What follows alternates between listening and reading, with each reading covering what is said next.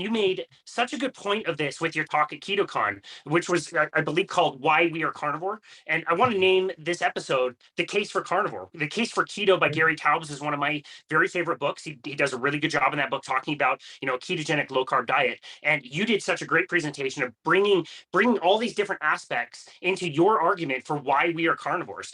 The anatomy, the biology, the history, the evolution, all of those things you were able to tie together. So I'd love to talk to you about that today. Can you tell us a little bit about why you think that we are carnivores? Yeah. Well, I mean, that's just what all the best evidence suggests that, biologically, we are animals, and biologically, the kind of animal we are carnivores. All animals on Earth have, a natural diet that they eat in the wild and, confers optimal health upon them. Ours is a carnivorous one. Okay. So you can look at this by multiple different metrics. You can look at just our anatomy, our teeth, like, oh yeah, we have small teeth, we don't have these big fangs. Like, right, because we don't kill things with our mouths, we couldn't do that. And so we had to figure out something else. So we developed our brains, we developed tools, we have, very, very nimble, fingers and hands. And so that's from tool using. And we had to figure out tools and tactics because we couldn't take down a mastodon, with our fingernails, so we actually have primate teeth with carnivorous adaptations. Okay, you look at the teeth of a gorilla and the teeth of a chimp, and our teeth, they're fairly similar, but they have different adaptations. A gorilla's teeth are very, very big. That's because they're just chewing on sticks all day. They have massive muscles of mastication, these big, huge temporalis muscles. Ours are tiny. They're just right here. If my head was a gorilla's, most of that would be the jaw muscles, the temporalis muscle, just for chewing and chewing and chewing. You have to, because you're just chewing sticks. And so our teeth got smaller and smaller and smaller. Our jaws got smaller, our temporalis got smaller, and our brains got bigger, and, so we can start there. And then people say, oh, we have flat teeth. Just because you look at them and they're in a flat row. It's like, oh, look at a horse. Look at the front, it's flat. That's not what flat teeth mean. Flat teeth mean that they're planar like a stone mill, and it slides across each other, right? If you clamp your teeth shut and you try to move your teeth, they don't go anywhere. You can't slide them across each other. Yeah, exactly. So that's because we have bicuspid teeth. We do not have flat teeth, and their front teeth are actually flat too. They have a big planar surface where they, can masticate.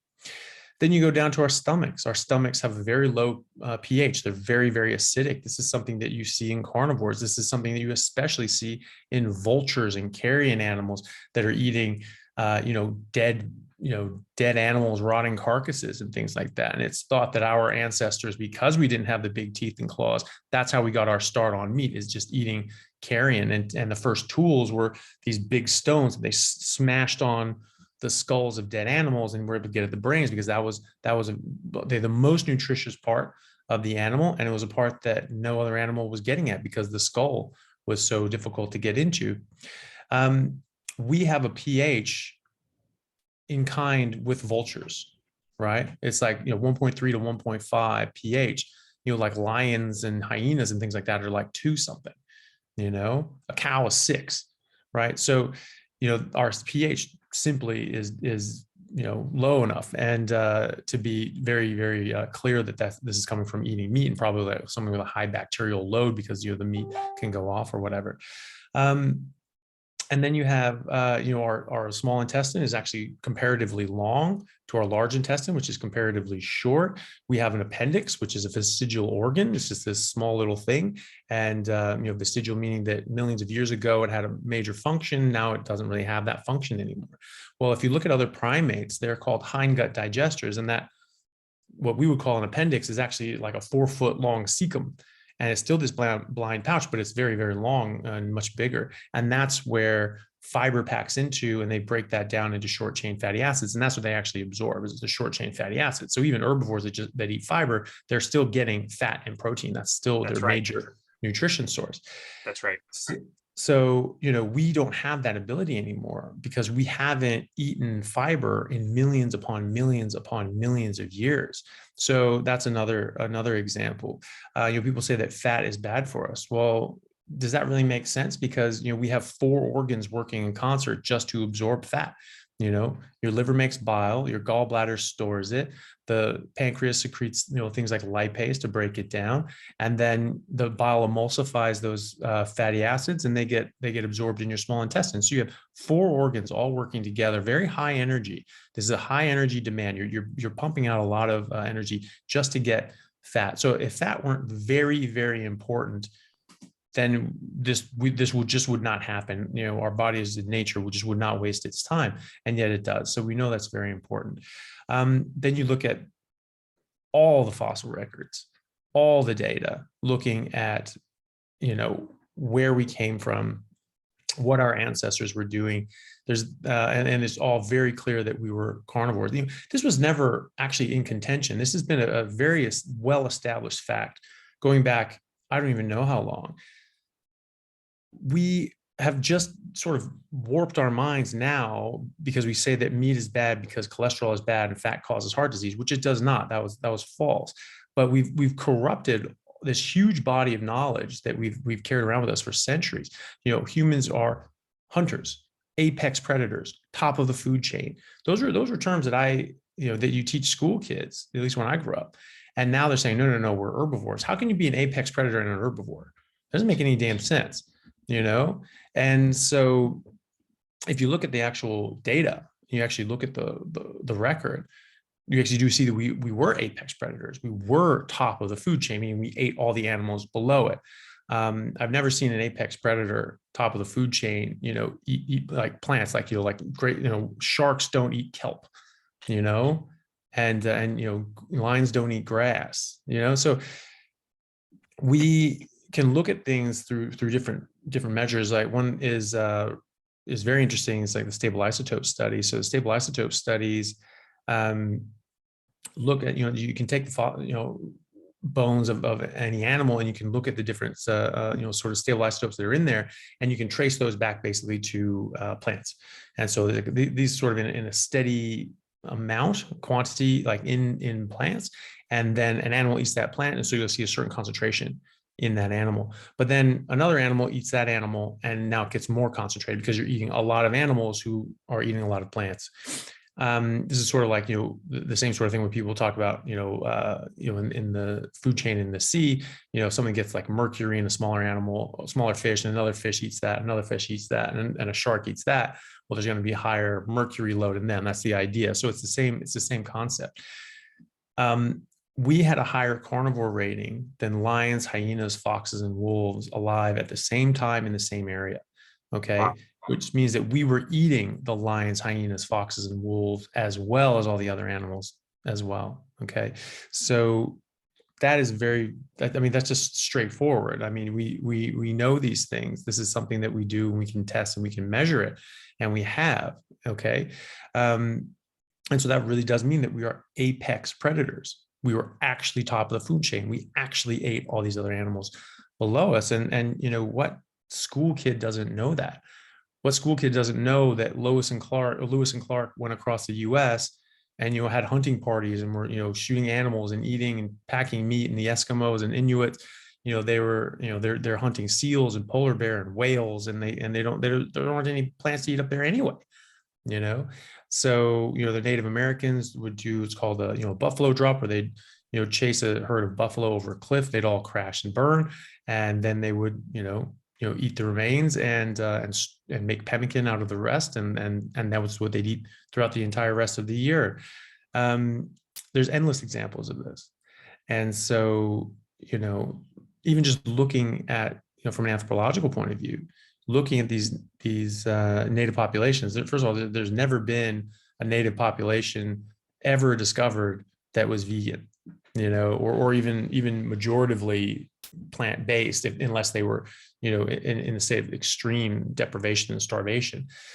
You know, there are countless examples of, you know, the Native Americans, the Inuits, the Nanette in, you know, Siberia, sub-Saharan Africans. Genghis Khan. You mentioned Genghis Oh, Khan. that's I thought right. was Yeah. fascinating. Yeah. And that was like, you know, 900 years ago, right? So, you know, Genghis Khan and the Mongol horde, they took over the largest contiguous empire that's ever existed. It's second only in sheer landmass to the British Empire at its peak. And that was a naval power. They had a colony here, colony here, colony here. Genghis Khan was just like boom, just like the entire block, most of Asia and most of Europe. And so, they absolutely dominated. And these guys only ate meat. They drank horse blood. They ate horse meat. They'd have some, fermented dairy as well. These guys would go 5 days without eating, and then they would eat a ton of meat. They'd eat like 10 pounds of meat in one sitting, and then they go for 5 more days and just ravage people. And so they had this huge advantage in war and in marching and moving across great distances, because they didn't need to eat. They didn't need to stop for meals all the time. They were hungry all the time with poor nutrition. They weren't just eating gruel and nonsense like the sort of the peasant conscripts that were in these other armies. They also didn't need to have a bunch of cook fires and boil up mash and gruel, all this sort of stuff every night. So they didn't have fires all the time. They could just go silently, and all of a sudden they just show up, bam, you're done. So they had these huge advantages because they were carnivores. Not just because of their health, but logistically, it really helped in every single way. So there's just countless examples.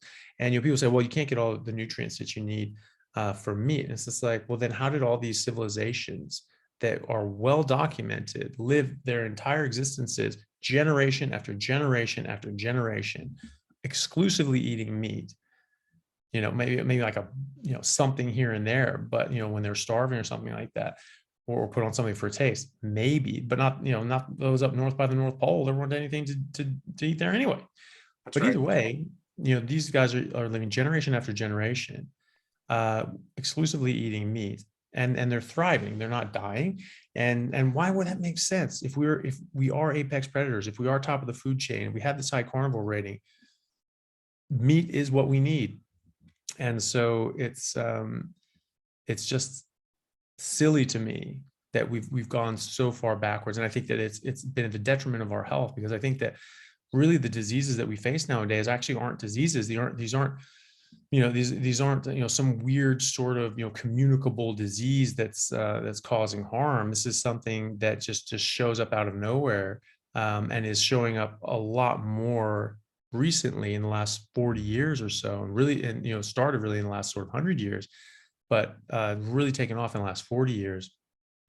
And that's because we've been eating so much more plants. We've vilified meat, we vilified fat and cholesterol, which are both extremely important, extremely good for you. Cholesterol is the building block of every single cell in your body. Every single cell membrane in your body is made out of cholesterol.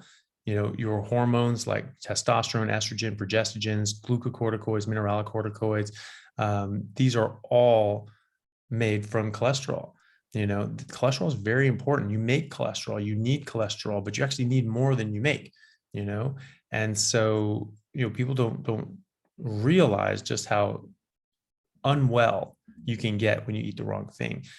Just like, any zookeeper worth his salt will tell you that if you feed an animal something that it doesn't eat in the wild, something that it didn't evolve on, it gets sick. This is why you have signs that say, don't feed the animals, your food will make them sick. They don't eat this. You have to, they have to eat what they're supposed to eat. But what do they get sick with? Right? They get obesity, heart disease, liver disease, diabetes, cancer, arthritis, autoimmune diseases, the same things that we do, right? The same things that dogs and cats are getting now. Because these are known carnivores, dogs and cats, known carnivores, and yet we're giving them grain and plant-based kibble. There are people going on TV going, "Oh, my dog is vegan, and it's by choice. He chooses to eat broccoli." Like the hell he did, And every single time they put like a bowl of meat in a bowl of spinach, dog just goes bang and onto the meat, and they're like, "No, Chubby, no, there's lettuce. No, you like lettuce." It's just like clearly it's the dog's choice, right? And the dog is just ignoring his owner. Is just like, get the hell away from me, woman. Like, I'm dying here. And, you could not rip this dog away from this bowl of meat. And dogs are getting sick. Cats are getting sick. Vets are saying that they're seeing a dramatic rise in human diseases. So these diseases in humans, those used to be called Western diseases of the West. These are just like Western explorers that came to, indigenous populations that were just eating meat. Those populations didn't get the diseases of the West. but now they do, and now they get them far more readily than Westerners who have had agriculture for 8,000 years, and these guys have just come across in the last few hundred. Yeah. So they're getting very sick because they when you've had agriculture for 8,000 years, you do build up a bit of a tolerance, but not a huge amount. We still get sick. They just get sick faster. And working in Australia, like right when I got here, I was told that if you have an Aboriginal patient, whatever their age is, just add 20 to it, because those are the diseases, those are the problems you're going to see. Someone who comes in, they're 45, you treat them like they're a 65-year-old, because those are the diseases and problems that they would have, the equivalent of someone else in their 60s. Wow. You look at the disparity in health of African Americans to white Americans. Like, I think this is a direct result of having different levels of immunity or levels of resistance to these plant toxins, these plant chemicals. Diabetes is much higher, metabolic disease is much higher, heart disease is much higher, hypertension is much higher. Well, we know that carbohydrates can cause hypertension. Okay, so these guys are more sensitive to that. They're going to get hypertension more often, and all the rest. Like, this is something that you need thousands and thousands of years to even start getting the edge off the shine here. So it takes really hundreds of thousands, if not millions of years to completely change your dietary habits. I mean, it took us millions of years before we went from purely herbivorous to purely carnivorous, probably about 5 million years, anywhere from sort of 3 to 5 million years. And either way, it's millions of years. And so, we're not just going to turn into herbivores in 8,000 years. And also, that would suggest that we're a different species. And, that sort of goes down some pretty, sketchy racist lines by saying that, we're different species of people. I think that's pretty dumb. We are Homo sapiens sapiens. Our genetics have really not changed much in the last 300,000 years. So if there were some of us that were herbivores, and others were carnivores, those would be two different species. You will not find any example in nature of two members of the same species who have different optimal diets. Optimal. Now, you may find examples like, those from Western past and those from more recently indigenous past, who have different resistances to inappropriate foods. But that doesn't mean it's optimal. That doesn't mean it's good for you. It just means it's less bad for you. So I think any way you slice it, we come up carnivore here. And like I said, we are one species, and we do have a common diet, whatever that is. I argue that it's a carnivore, but it is something. I may be wrong, but it's something. And so, I think of it as, if one of us are carnivores, then that means that all of us are carnivores, right? It's a transitive property, right? So if the Inuits are carnivores, which they are, if Genghis Khan and the Mongol horde were carnivores, which they were, then we're all carnivores.